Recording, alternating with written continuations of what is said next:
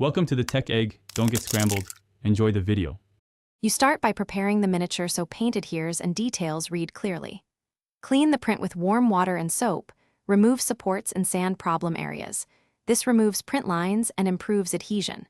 Prime with 2 thin spray coats from about 20-30 centimeters to avoid filling detail.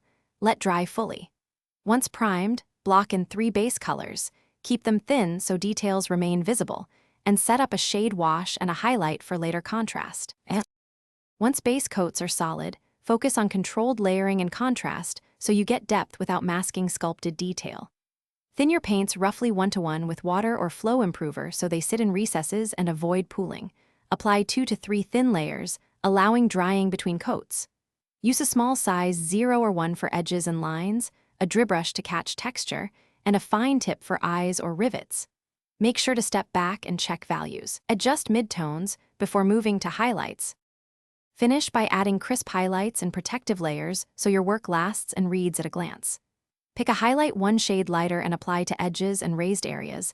If transitions are harsh, glaze with thin paint to smooth them. Seal with 2 thin coats of matte varnish, adding spot gloss to metallics if you want shine. If paint flakes or pools, reprime the affected area, repaint with thinned layers, and allow 24 hours cure before varnishing to avoid lifting. Thanks for watching. Consider subscribing if I helped unscramble your problems.